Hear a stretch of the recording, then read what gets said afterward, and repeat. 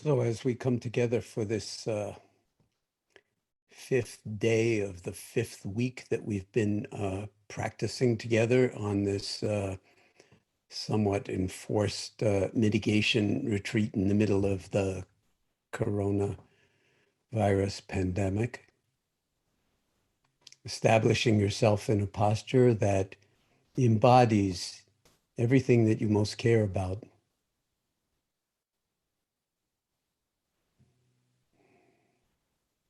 A sense of dignity and presence and wakefulness that invites us to drop into the timeless dimension of this moment, underneath all the chaos and turbulence and loss and fear and confusion and the entirety of what's going on in whatever country you find yourself at this particular moment. And let this dropping into the present moment in this timeless fashion be emblematical of your deep caring for sanity, for wakefulness, for peace, inwardly and outwardly, for common sense, for kindness.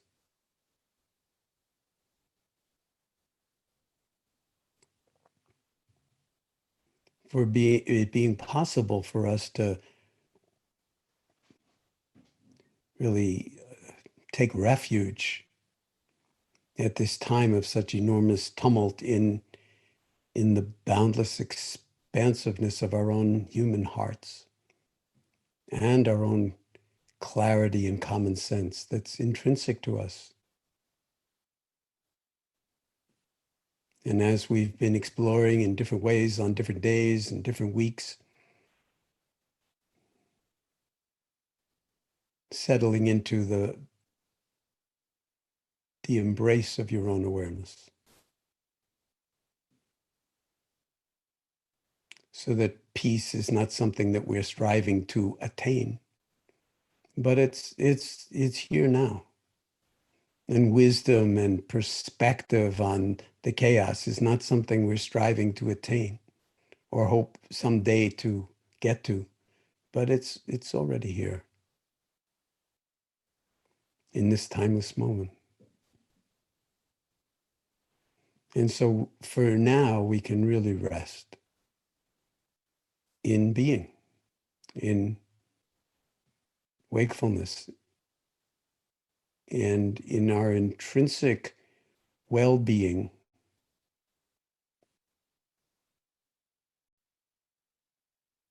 That is available to us, even if we've got various kinds of challenges, medical challenges, challenges to the body, challenges, of one kind or another. The wholeness I'm speaking to, the well-being that I'm pointing towards is always available to us, as long as the breath is moving in and out of your body.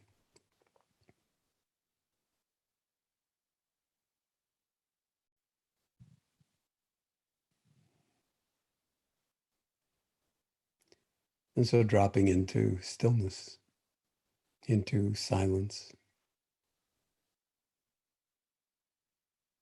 underneath my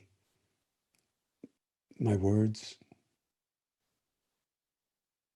underneath the currents of thought in your own mind, underneath the news,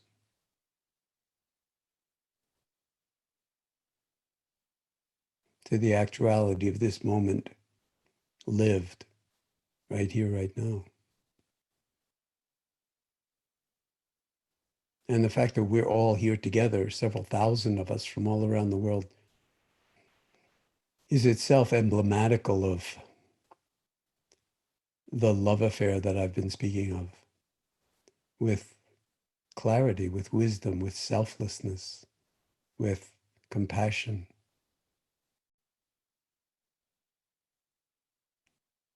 And with some kind of hope or intention that this, in some sense, spread into the world in a way that will mitigate the tendency for us to collapse into I, me, and mine, selfing, self-interest, writ too small, and in some sense not recognize our own beauty and our own okayness right here, right now, in the midst of all the craziness.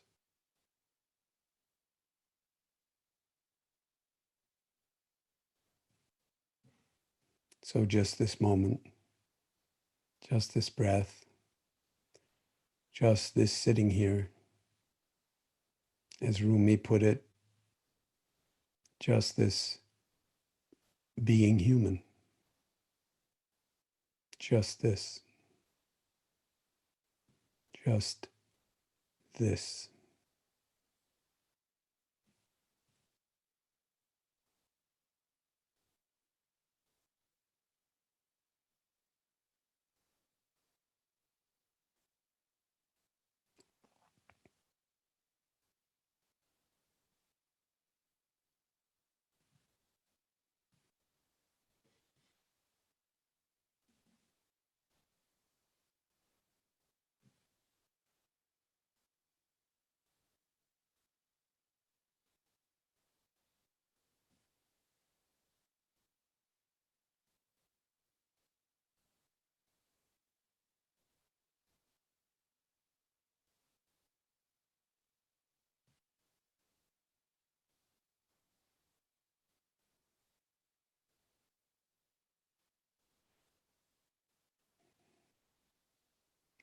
And for those of you who are brand new to the practice, maybe joining us for the first time, and maybe not having been exposed to any kind of formal mindfulness meditation instruction, first of all, welcome. And second of all, you might think of your breath as a kind of life jacket that you can simply let embrace you, which of course it's doing anyway from the inside.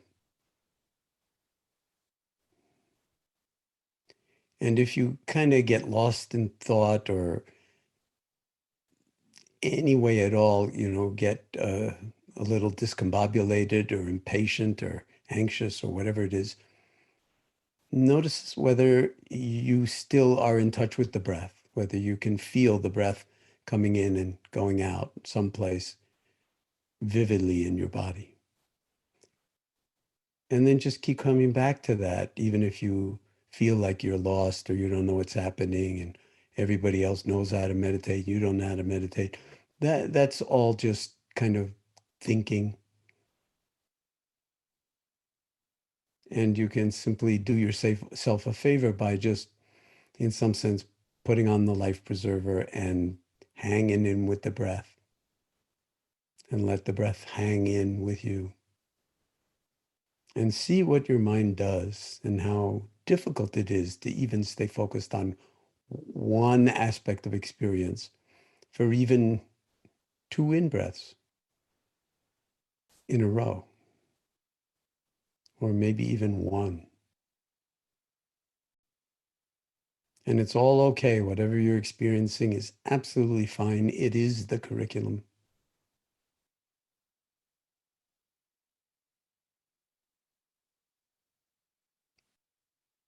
So hanging in there. Only there's no there. So hanging in here, wherever you are, however it is, and let it be effortless. The breath will take care of you, as of course it does anyway. Your awareness will take care of you if you allow it and invite it to do so.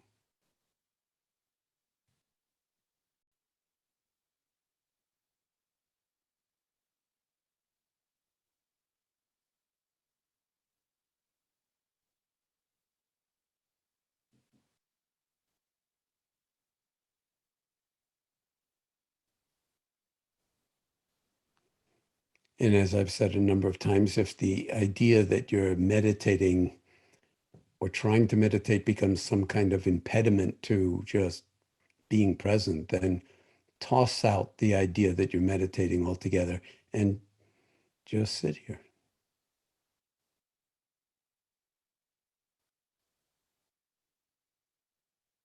just attending to the unfolding of your life. And the script is whatever's arising.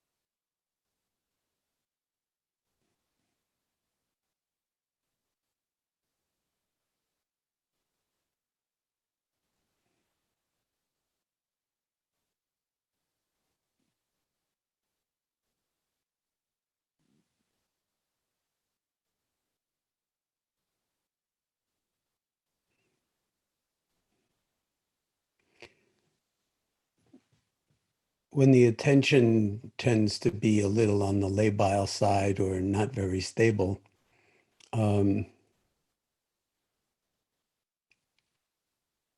it can feel like You're really being tossed around in the waves of your own thoughts and emotions, or just distracted by whatever is happening in the environment around you.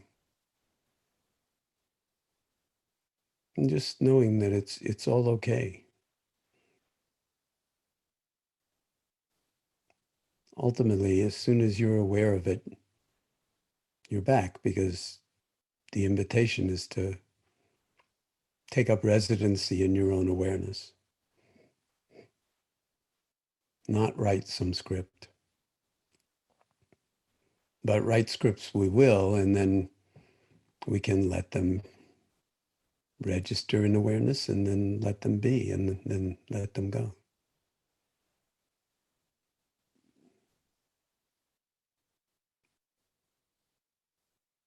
So seeing if in these final minutes of the meditation,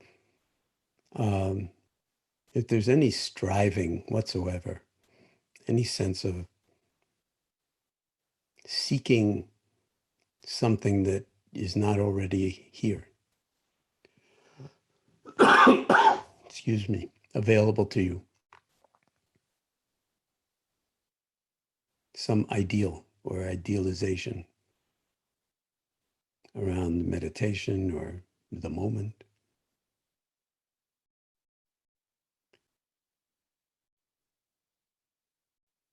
And just letting yourself settle into awareness itself.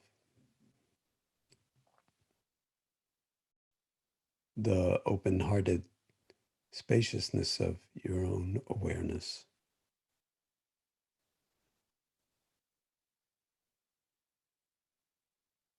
Although to call it yours is not really so fair. But it's certainly available and to you, and perhaps the essential core of what makes you and all of us human.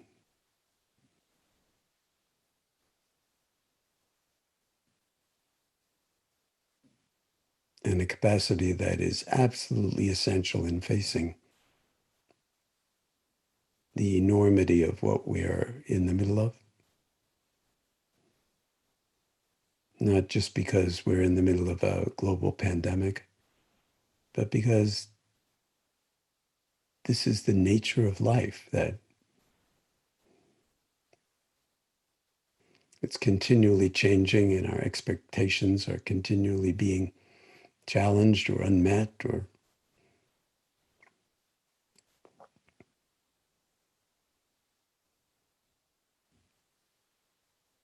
and the invitation is to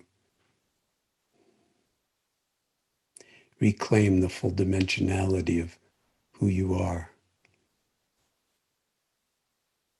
underneath name and form, underneath success and failure,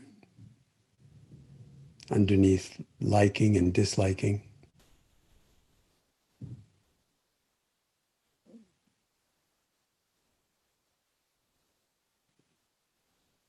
And when you taste, even briefly, a sense of already being okay, already whole, just as you are, including all the ways that you don't think you're okay or whole, then we can meet whatever it is that needs encountering, that needs responding to. We can meet it with open-hearted spaciousness, with wisdom, with clarity, with selflessness, with a certain kind of integrity that doesn't privilege yourself over everybody else on the planet.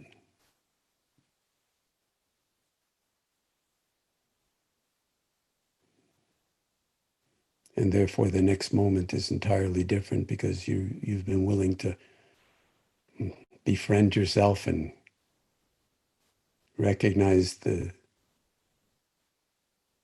beauty of your, let's say, true nature, deepest, not just potential, but embodied realized you.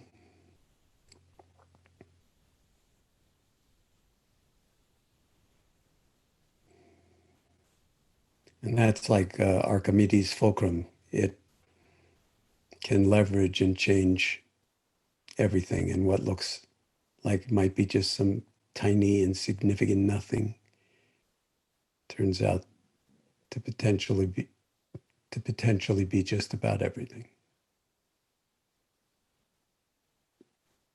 It makes a huge difference in how we will meet and greet this moment, the next moment,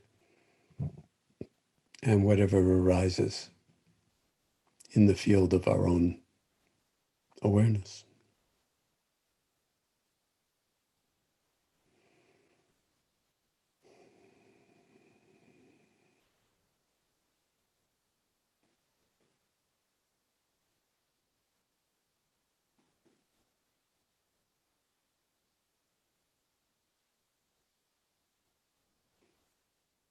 So seeing if you can now let your awareness feature center stage, a sense of the body as a whole, sitting here breathing, right out to the envelope of your skin so that you can actually almost feel your skin breathing.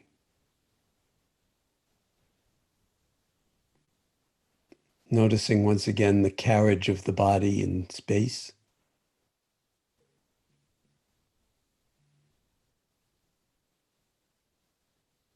And seeing, inviting it to be as natural and uncontrived, but as dignified and embodied as possible right in this moment, whatever that means for you when I use those words.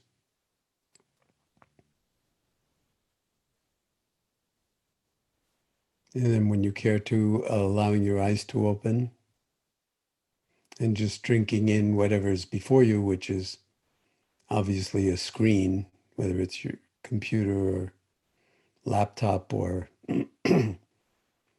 phone. And then I'm going to invite us to maintain the silence for a moment and not be chatting, but just scanning through the gallery view and recognizing each other. Not necessarily by name, although we'll do that too, but just apprehending the community of all of us intending enough to be here at this hour, whatever time zone it is for you, to actually be here. And many of you have been here because I hear from you that you've been here virtually every single day since we started. And whether you have or whether you haven't, you know, we're all doing what we can do, and all of our lives totally different. And yet some kind of profound recognition that we belong, and that we are in some sense asserting our humanity, our dignity, our beauty, our wisdom, our sanity, and our, above everything else, our profound interconnectedness.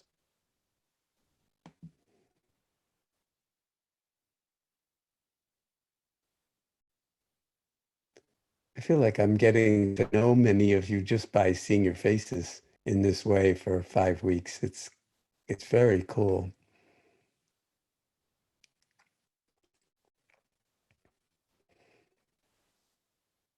I'm also 13 and 42 scenes, so I don't know how much longer it's wise to do this because I want to get into conversation as we've been doing. But just hello.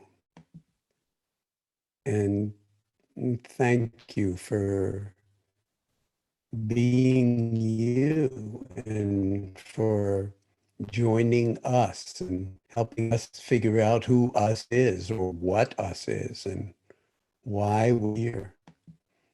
And we represent the world. We are not extraneous to the world just because we have to be sequestered and we're not on the front lines.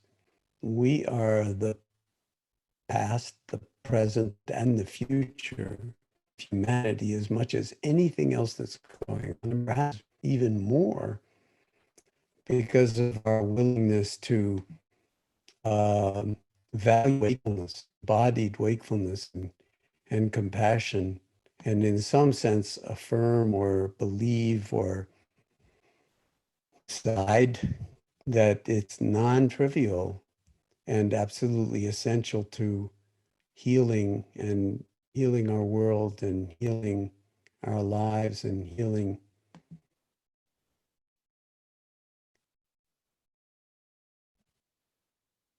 and growing and learning and ultimately living the lives that are fully ours to live, and not some arrested development because we were too afraid or didn't really think highly enough of ourselves. So I'm up to 25.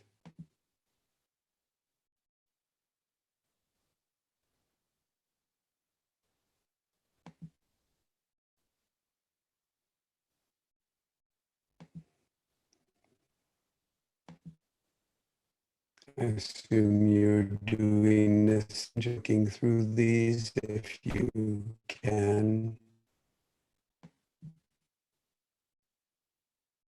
I know many of you are not on the video, but we know you're here too.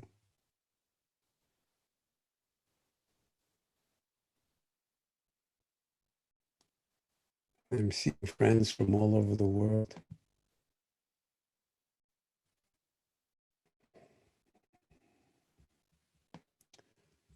Okay, so Soren, how about we open it up for some questions, and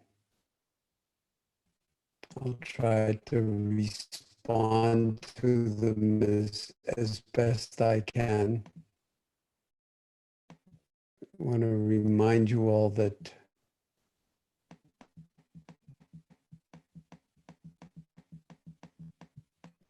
Great, Jon. Can you go back to speaker view on your computer? It seems to slow up when you're going through the list. The answers to all your questions are inside you.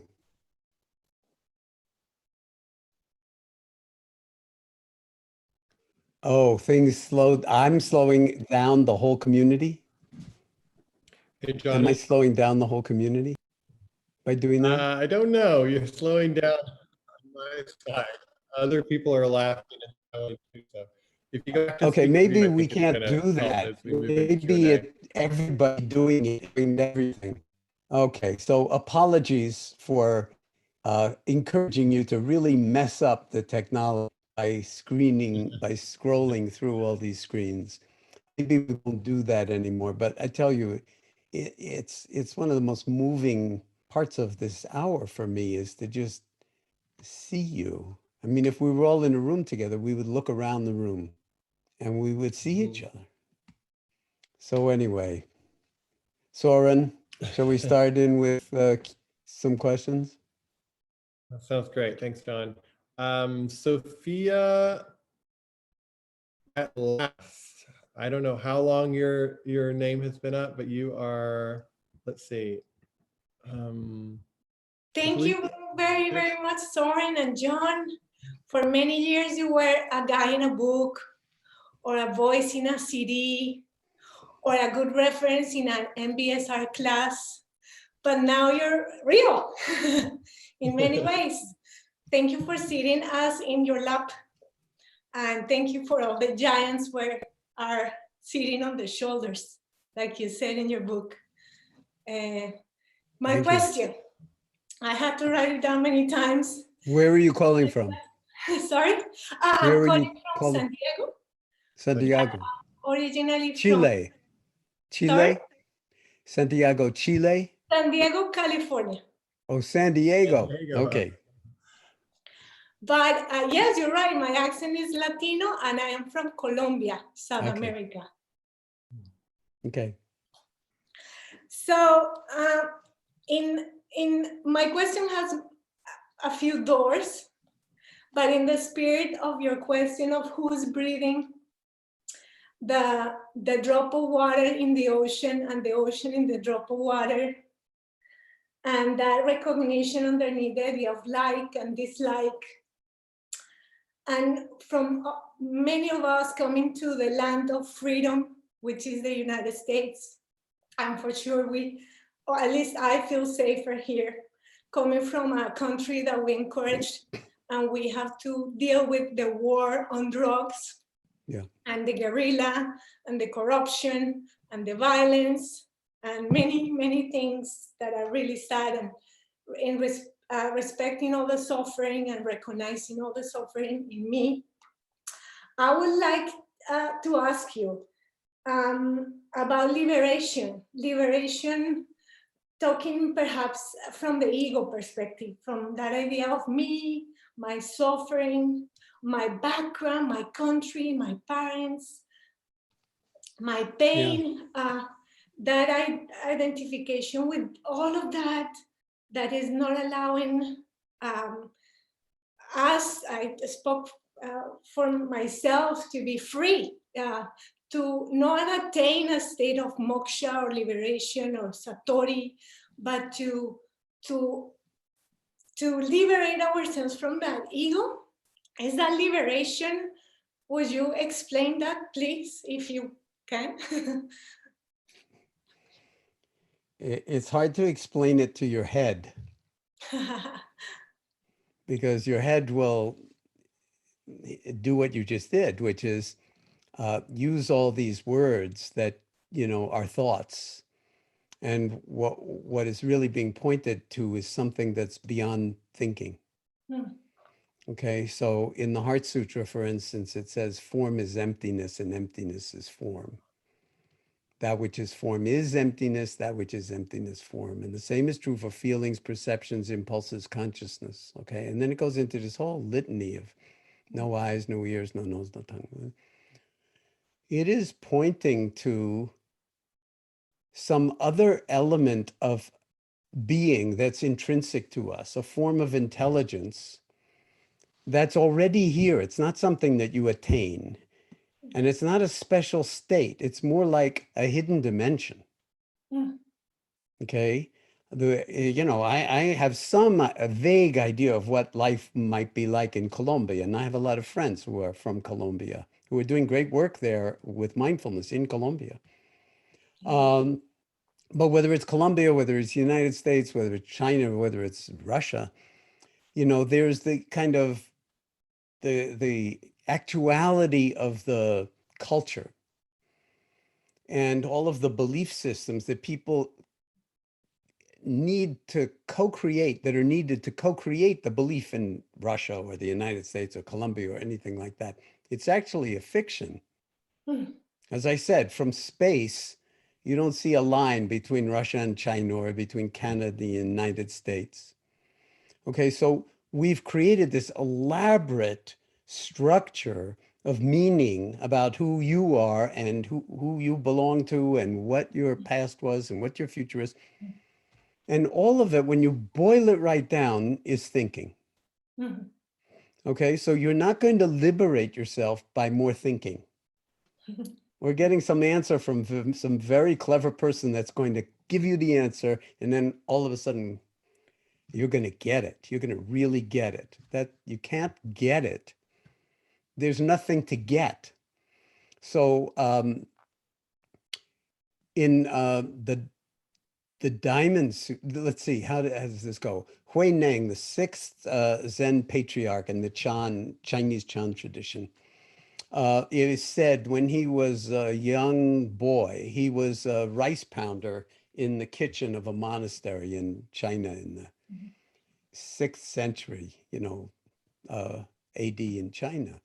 And it's said that his love for wisdom and for understanding was profound, for liberation was profound, even though he'd never been to school. He was completely, unschooled.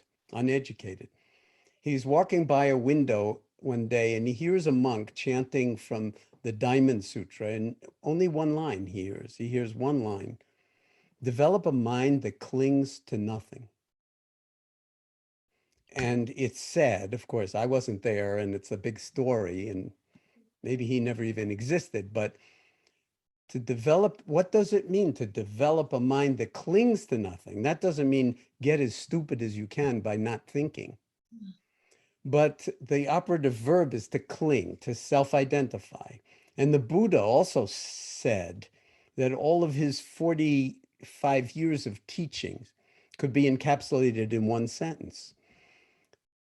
And I've said this before, but it's worth repeating, that maybe we should keep that sentence in mind, even if we don't understand it with our conceptual mind. And that sentence is, nothing is to be clung to.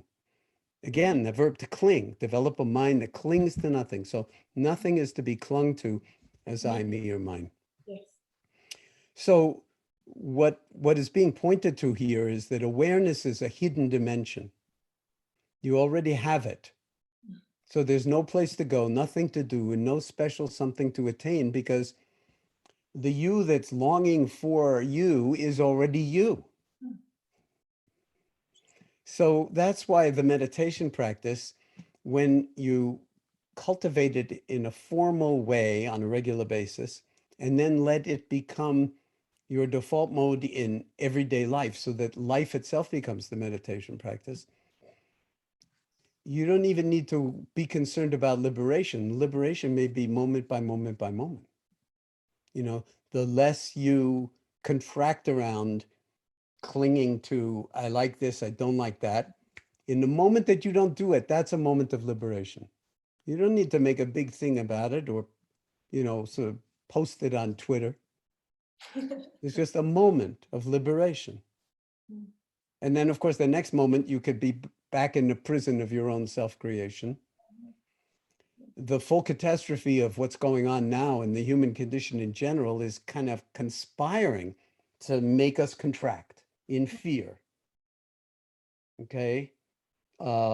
Uncertainty, not just for ourselves, but for our loved ones, for everything that we value.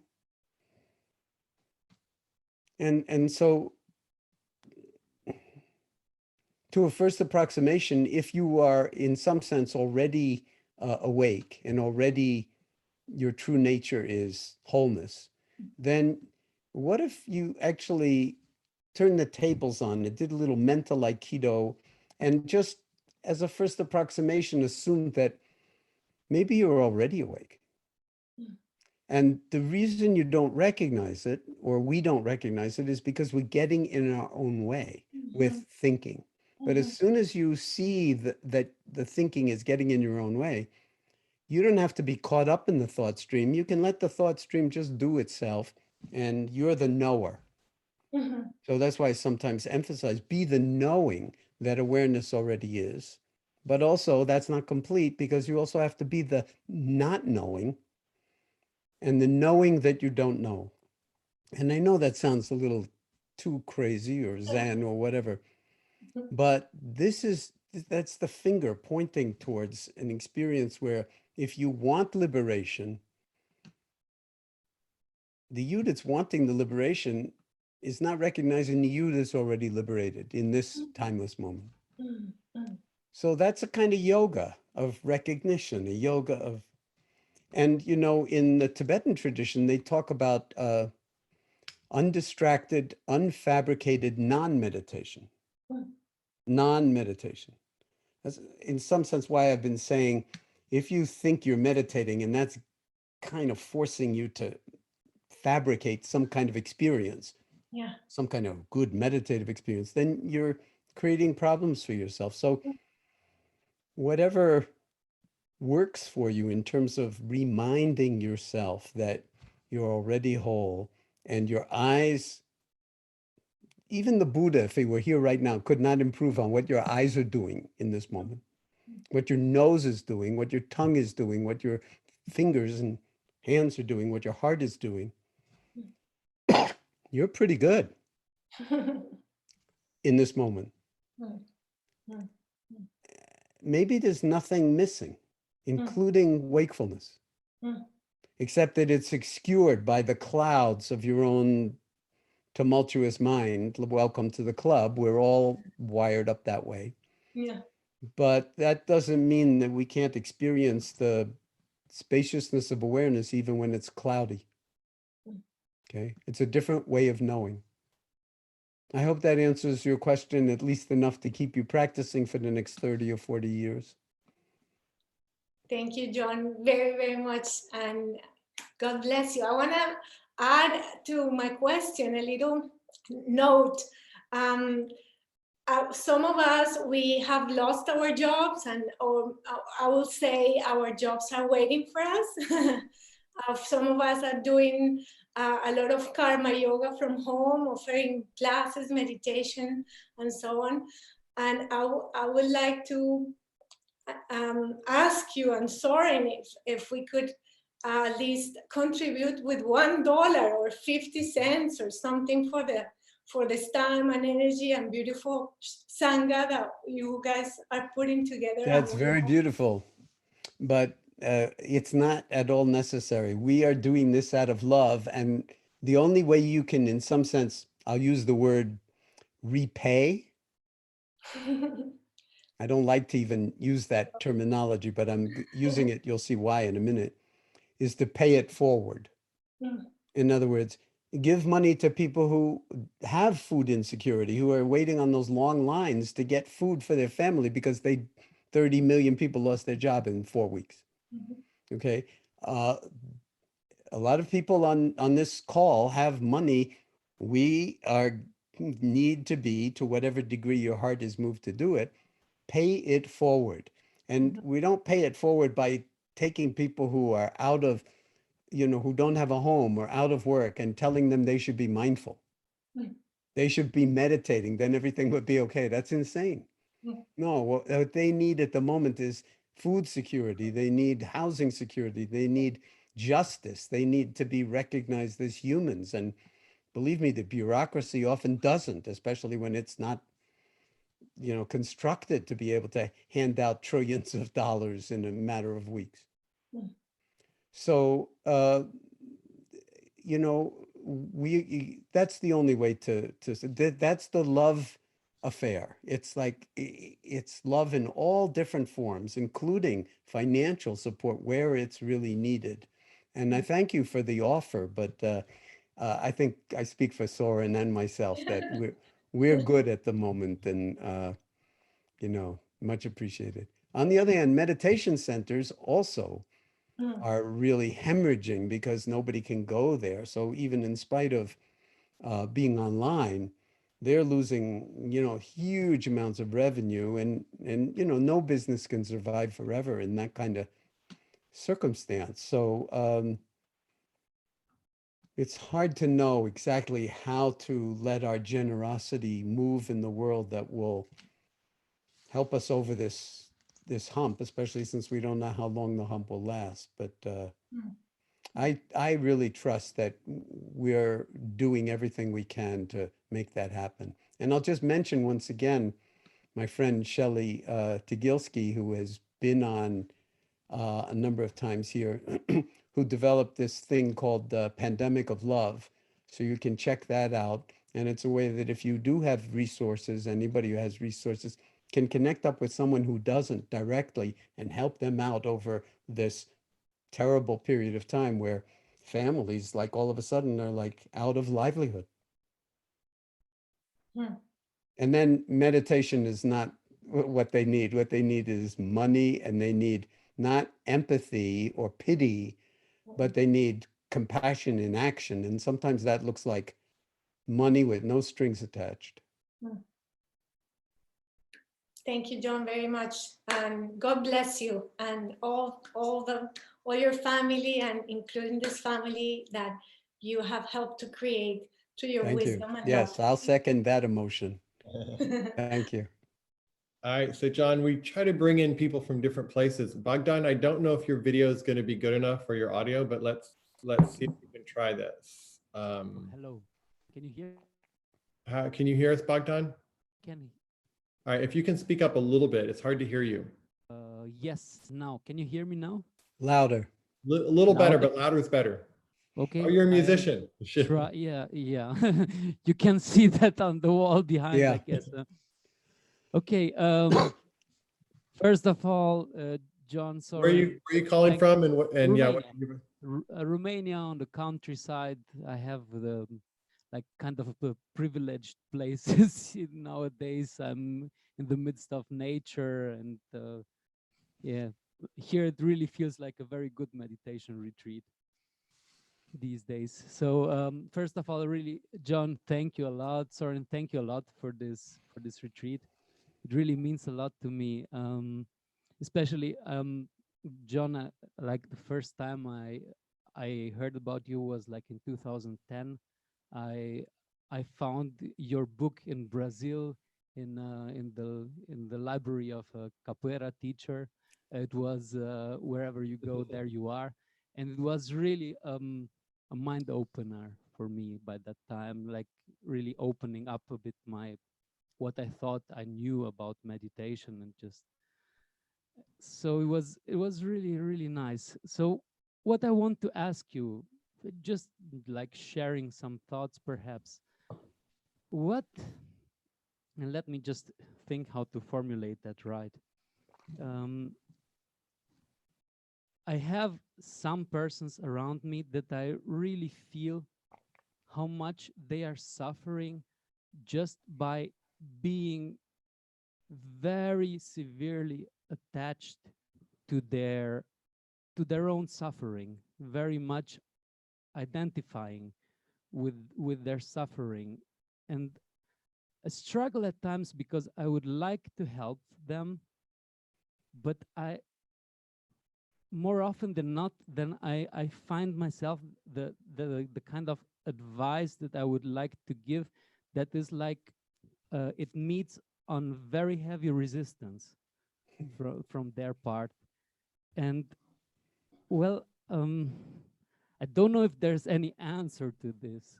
There might be none, but I'm very curious about your thoughts on this matter. Well, it's a wonderful question. And I tell you, it comes up all the time, and lots of people have very similar questions. And it really boils down to, how can I help? How can I be of use? How can I help people with their suffering? Especially when I think I have a way that would help them if only they would wake up or get it or listen to me. So that's hopeless. You just cannot do that. The only thing you can do is be present for them. Be yourself with all those instruments on the wall and your capoeira stuff and so forth. I don't know what you do or who you are, but I'm sure that because you found a way to ask this question, that your heart can have a profound influence on whoever you meet, as long as you're not trying to help them become different. So you Yeah. have to really love them the way they are, and Yes. and not think, oh, if only they didn't do this, then they'd suffer less. They may come to that, but they'll come to that through your being. And I've seen the Dalai Lama do this countless times, where he will find the people who are suffering the most in a room, and he'll just go up to them and make eye contact. And in some sense, just recognize them. Maybe reach out a hand. Okay. Now he's a spiritual figure, a holy figure, but he wouldn't say that. I mean, he's just who he is, and he makes contact with someone else who thinks, oh, he's like on high and I'm like nobody. But in that moment, he treats that person like anybody else. Okay. A Buddha. And so if you do that with people who are suffering, that's all you can do, whether they respond or not, or, so come around. I mean, it may take years. It's not like a quick fix that you just like, oh, you just go and figure out how to be a Buddha and then you help everybody else become a Buddha. I'm sorry, it doesn't work like that. But whether it's capoeira, whether it's martial arts, whether it's music, or whether it's just being you and making eye contact with people who are different from you, they'll feel seen by you. Being seen is the thing that we most, I think, are starving for as human beings. To just be seen as another person without the person now trying to sell you something, including, oh, meditation, mindfulness. What you really need is mindfulness. No, mindfulness is not a commodity that we're selling. It's a way of being that is contagious, just like the virus. It's contagious when you are embodying who you truly are. And that's what meditation practice is. It's moment by moment, 24/7, but for no ulterior motive. So even an attachment to helping other people is still an attachment. So good luck. Have fun, because Thanks, it's a thanks a beautiful lot. question. And it's a question that all of us really need to be asking and then reflecting upon so that we can really be of benefit to others. Thanks a lot for your answer. It really resonates with my experience so far. Perhaps also because I like this idea of paying back, paying forward. Uh, I will leave a link in the chat to a music meditation that I've recorded some just before the pandemic. If anyone here wants to listen to that, Oh, that's lovely.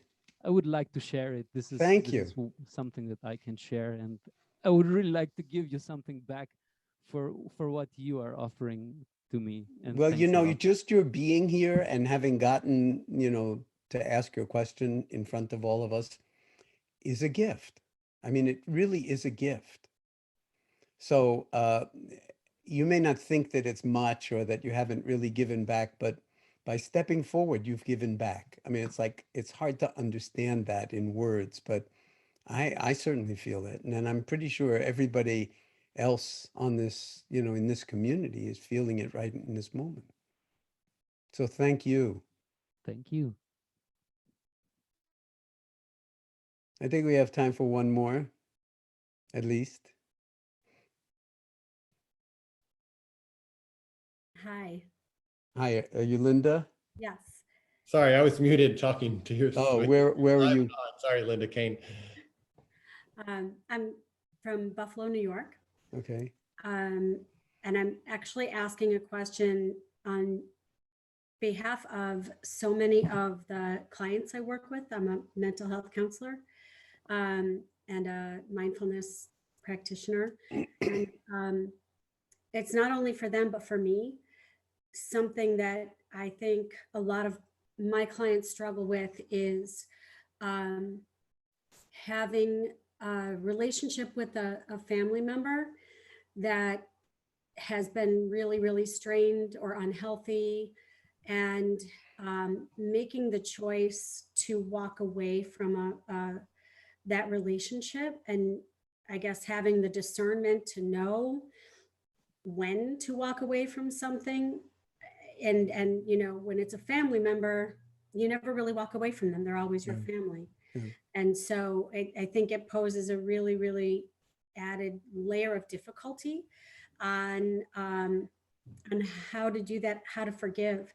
And so I think forgiveness is what I really would like to ask you to talk about, how to have been really deeply hurt by family and maybe cut off from that relationship in some way and still find a way to heal through forgiveness, like a playbook on how to forgive.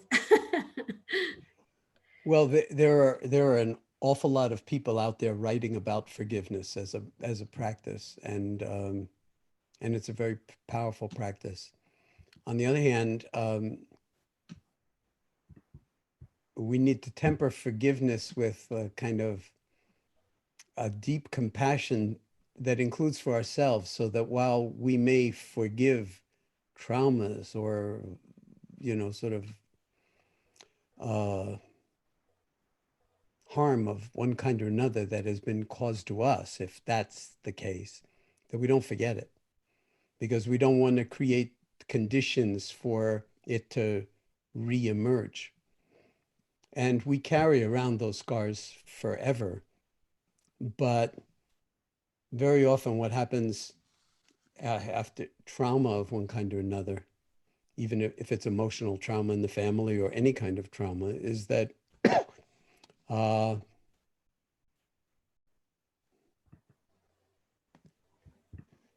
can you still hear me? Yeah, you're still viewable and hearable, Jon. I'm getting a saying that my session is ended and I need to sign in again, which I don't have the You're time good. to do. You're So, good. okay, I'm just gonna push that box to the side so I can still Hopefully see he won't disappear. Linda. Okay, so this will not be a long answer, but I feel like what's most important is to recognize when separation may be really important for a period of time, and then maybe a rapprochement or an attempt at that, but it could be 30 or 40 years in some cases. I mean, but things do change over time, and the most important thing is to make sure that you are honoring your own integrity and not betraying yourself to make nice with other people who have actually in some sense betrayed you. So it's a kind of it's kind of like capoeira. It's kind of like a martial art where, you sort of move in ways where you don't want to harm the other person, but you certainly don't want to be harmed yourself. And over time, it may be that you can connect around some commonality after all, especially if you're in the same family. Ultimately, this is true for all of us because we're all in the same family. It's called human. But so much harm has been done by some humans to others. But if you carry around resentment and anger, then who's carrying it around? Who's paying the price for the harm is oneself. So the healing is absolutely essential in order to continue growing, or otherwise we growth arrest and then contract around our own betrayal, anger, everything. And then if you begin to realize that you're not who you think you are, and you never were, but you're much, much more, then it's possible sometimes to actually find a place in yourself where you could actually invite the other to engage in a way where you're not going to take it personally, whether they reject you or whether they accept you or whether they meet you halfway or whatever. So there's a lot of different levels or layers to this kind of thing. And the more you're growing, the more your heart is growing, and the more you see that contraction, no matter how much harm it caused you're not the scars, you're what holds the scars, and that's never been harmed. I hope that's helpful to some degree, Linda. It's a very, very complicated landscape to navigate. It is very tricky. It's very complicated. And I think that for what I'm speaking about, it just feels, like you said, contracted and like so heavy and suffocating that it's almost seemingly impossible to lift that and move on. And I think that forgiveness is the way to do that. And I don't know that, I mean, we all, I guess, have the idea that that's the thing to do, but how to do it is. There's a line from Yeats that goes, "What else could she have done being who she was? Was there another Troy to burn?" To see the humanity in others who are actually causing harm. And actually, in some sense, rather than calling them evil, calling them ignorant, seeing them as like profoundly ignorant and then capable of gigantic harm, but in a certain way, they probably don't know what they're doing. And so it's not to say that there aren't war criminals and that people don't need to be held accountable for their actions, whatever, on the entire human scale of these kinds of things. but you don't want to pay any more of a price than you've already paid for having fallen into that sort of, universe yourself. And part of it is to really honor your wholeness, your integrity, even for one in-breath, even for one moment, you see. As long as you can, in some sense, recognize it in one moment, then it creates more space for the heart to actually include stuff that the heart has said, I am never going there. And it's a yoga, it's a dance, it's a lifetime's work, and we all have been harmed by one thing or another, in one way or another, some enormously more than others. And so that becomes, in some sense, part of the curriculum of our learning, growing, healing, and ultimate transformation, so that you're not imprisoned by your own resentment and anger and violence, even when you think of that other person, or contract when you encounter that person. Yes. I'm really appreciating that you asked this question, because unfortunately it's all too prevalent in our world. For sure. Yes. And it's very complicated and deep and hard to kind of untangle. Yeah. But you're in the driver's seat, so you're in charge in a certain way. And what does your deepest intelligence or multiple intelligences invite out of you? And that will change over the decades or over moments. You never can tell. Thank you. Infinite gratitude to you and to Soren. Thank you. Oh, thank you. Thank you so much, Linda. Well, as we say, you've wasted another perfectly good day or week being with us. It's such a pleasure, and we will see you back here if you care to come back on Monday and for the whole week going forward. And we're just keeping our finger on the pulse of the world and what is called for now. So it's not like we're attached to keeping this going for any stretch of time, although I feel like the attachment growing in me, but it's still an attachment. So things will, unfold at their own natural pace. But for now, what we're going to do is unmute everybody, right? And just say goodbye in whatever ways you care to. So rather than unmuting everybody, which I've done in the past, and sometimes people have music or things going on, I'm gonna just let you unmute yourself. And if you go to gallery view, you can see us and we can say goodbye in whatever language you wish. So I am changing. Bye. Thank you. Bye. Bye. Thank you. Thank you. Bye. Sophia. Bye. Thank you.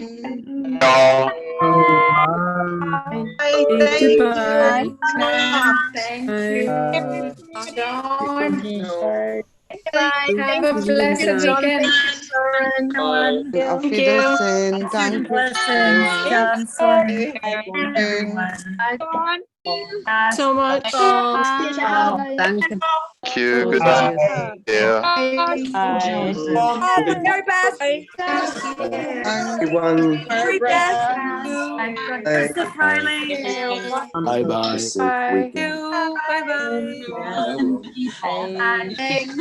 Andy in Czechoslovakia. Bye every weekend and Bye. Ciao, ciao. Wiedersehen. Everybody. Brussels. Ciao, ciao. Bye.